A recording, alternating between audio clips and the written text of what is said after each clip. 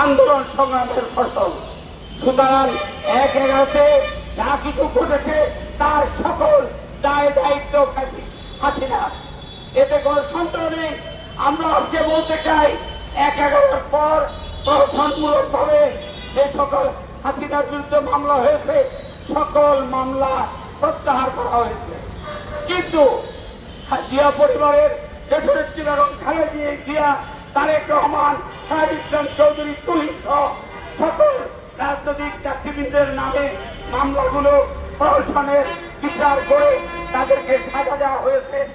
আমরা আজকে পরিষ্কার বলতে চাই, আমরা একটু আগে শুনলাম কিভাবে প্রশাসন করে তুহিন ভাইকে কারান্তরে পাঠিয়েছে। আমরা আজকে এই মানববন্ধন থেকে তীব্র নিন্দা এবং প্রতিবাদ জানাই এবং অবিলম্বে বর্তমান অন্তর্বর্তীকালীন সরকার প্রধানের কাছে পরিষ্কার বলতে চাই, আপনার প্রতি আমাদের শ্রদ্ধা এবং ভালোবাসা আছে, বিশ্বাস আছে। আপনি দয়া করে সেই বিশ্বাস এবং আমাদের ভালোবাসাকে অটুট রাখুন। শাহেদ ইসলাম চৌধুরীর বিরুদ্ধে যে সকল মিথ্যা মামলা আছে সকল মামলা অবিলম্বে প্রত্যাহার করে তাকে নিঃশর্ত মুক্তি দিন।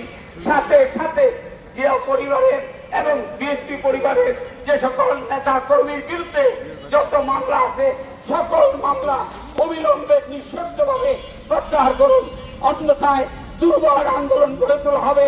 টেকনাফ থেকে তেতুলিয়া প্রকৌশলী সমাজ তাদের সর্বশক্তি দিয়ে এই ভিন্ন কার্যকলাপের বিরুদ্ধে রুখে দাঁড়াবে। তখন আপনাদের কোনো উপায় থাকবে না। কাজেই অবিলম্বে আমাদের দাবি মেনে নিয়ে তুহিন ভাই সহ সকল রাজনৈতিক নেতৃবৃন্দকে, সকল বিএনপি পরিবারের নেতৃবৃন্দের মামলা প্রত্যাহার করে মুক্তি দিন। আপনাদের সবাইকে ধন্যবাদ। খোদা হাফেজ।